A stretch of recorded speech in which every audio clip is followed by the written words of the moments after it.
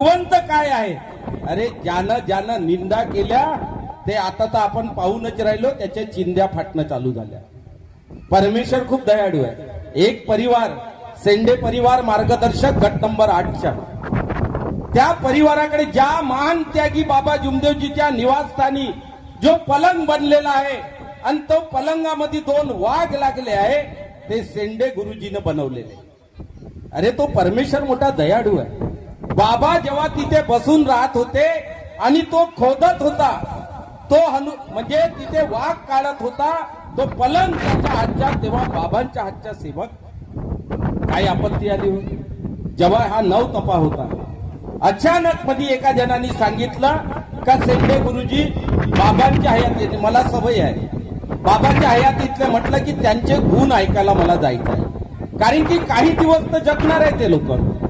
म्हणून त्यांच्याकडे गेलो, सेंडे गुरुजीकडे, आणि त्यांची परिस्थिती पाहिली. उघड्या बन्यालीवर बसले होते, छोटीशी चड्डी घालून होते, आणि त्यांच्या घरी 2 नातीना होत्या, त्याच्या अंगावर कपडे नाही. सुनबाई परिस्थिती खूप खराब, काकूची परिस्थिती खूप खराब, खायला मोहताज. काय घडलं असेल? 40 वर्ष म्हणजे त्यांच्याकडे लाईन नाही त्यांच्याकडे. वर्षभरापासून त्यांनी मातीच्या दिलाचे, मातीचं तेल भेटत नाही म्हणून डिझेल आणत होते. डिझेल लावलं, अगरबत्ती लावली, डिझेल आणलं आणि डिझेलनी तेलाचे टेंबे चालू केले. परमेश्वर खूप दयाळू होता. काय परिस्थिती झाली, खायला मोहताज होऊन गेला. आम्ही गेलो घरी, कशामध्ये झालं, काय झालं विचारलं. अरे मला त्यांच्याकडे पाहिल्यानंतर माझ्या डोळ्यात धारा लागल्या.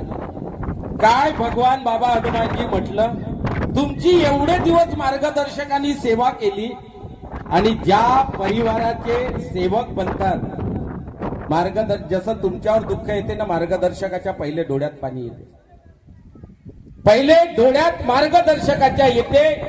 पण जेव्हा त्या गट नंबर 8चे मार्गदर्शक सेंडे गुरुजी, त्यांच्या हातच्या सेवकांना डोळ्यात पाणी नाही आलं. मी क्रोधीतला जरूर असेल, पण माझ्यामध्ये खूप मोठं मऊ माया आहे. मला कोणाचं दुःख पाहिलं नाही जात. जसं पाहिलं, आणि संध्याकाळी बैठक होती, त्या बैठकमध्ये म्हटलं सेंडे गुरुजीसाठी मला भीक द्या. तुम्हाला काय सांगू ताई, ज्या मोबाईल मध्ये 100 रुपये आणले, कधी कधी बाया ठेवतात, त्यांनी 100 रुपये असे काढले ना, तेव्हा आम्हाला 45,000 रुपये. चर्चा बैठकीला किती लोक राहते. पण जेव्हा मला माझ्या डोळ्यातून धारा निघाल्या आणि मला त्या सेंडे परिवारासाठी भीक द्या म्हटलं, तेव्हा 45,000 रुपये कलेक्शन आलं, आणि 45,000 रुपये इलेक्ट्रिक बिल भरून ते आम्ही त्यांचं परिवार सुधरवला. आणि तेच कार्य नाही केले तर त्या परिवाराला किराणा नेऊन दिला, इलेक्ट्रिक मीटर नवीन आणलं. आमच्या गटाकडून जेवढं परिश्रम जमलं तेवढंच नाही केलं. सतीशला मालूम आहे, सर्व मार्गदर्शकाला मालूम आहे. आणि तेवढंच नाही केलं तर मानकर 1-1 रुपयाला मोहताज होता. आणि जेव्हा त्याच्याकडे खायची सोय नव्हती, 1 महिना मिनी पोचलंच नाही तर ई रिक्षा घ्यायला 20,000 रुपये दिले. ई रिक्षा घेऊन दिला. आज मला मालूम आहे माझ्यासोबत काय धोकेबाजी होत आहे. मी कोणासाठी नाही धावलो. लोकांना वाटते की मला सांगितलं की टिमकीला जायचं होतं, तेव्हा 50 भाऊ वगैरे होते, ताई सोबत आले होते. पण पहिले मला सांगितलं गेलं का मी नाही जाणार आहे भाऊ, तुम्ही जाऊ नका. या भगवंताच्या साक्षीमध्ये सांगतो ताई, डोळे ताई, मी नाही जाणार, तुम्ही जाऊ नका. त्या महान त्यागी बाबा जुमदेवजीचे शब्द मी त्या मार्गदर्शकाचे पाळले. मी मोबाईल इथे आहो तिथे आहो करत होतो, पण मी त्या मार्गदर्शकाचे शब्द पाळले. काय झालं, ज्यानं निंदा केल्या त्यांनी चिंध्या फाटल्या. असाच एक आम्ही काल अनुभव सांगत होते, चंद्रपूरवाले भाऊ. काही एक व्यक्ती वरती पकडून ठेवलं होतं, आणि त्या व्यक्तीला वरतून पकडून होते, आणि तो खाली लटकत होता. लटकत असल्या कारणाने त्या एका व्यक्तीला तलप आली. भाऊ म्हणते तुझ्या खर्रा तुझ्या गावच्या चांगला आहे ना, तू मला खर्रा दिलं म्हणते. तुम्ही खाली म्हणते, तू म्हणते खर्रा दिलं म्हणते मला, तुझ्या गावातला खर्रा खूप चांगला भेटते.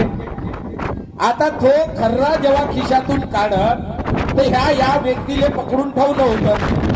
आता खर्रा कसा निघत का, पायानं पकडून ठेवत रस्सी. त्यानं खर्रा काढाले खिशात हात टाकला आणि तो 2 बुचक्या पडला खाली.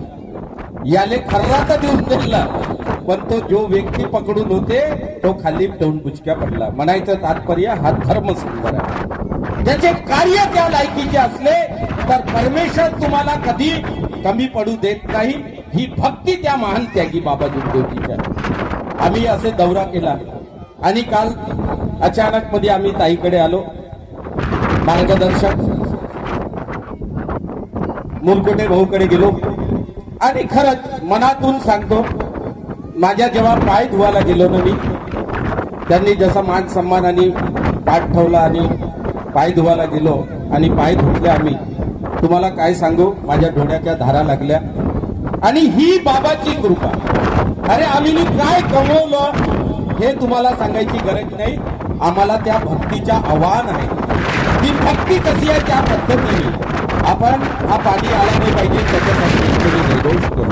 सर्वांनी मनातून करा की भगवंता हा कार्यक्रम व्यवस्थित भजना वगैरेचा झाला पाहिजे. भगवंत हे तुम्हाला जिथं न्यायचं आहे तिकडे बाहेर घेऊन जा, पण आमचा कार्यक्रम व्यवस्थित करा. हे भगवंताला तुम्ही शब्द ठेवा. आपण एकतेने जयघोष करू. भगवान बाबा हनुमान जी की जय. महान त्यागी बाबा जुमदेव जी की जय. परमात्मा सत्य मर्यादा प्रेम कायम करने वाले अनेक वाइट विचार बंद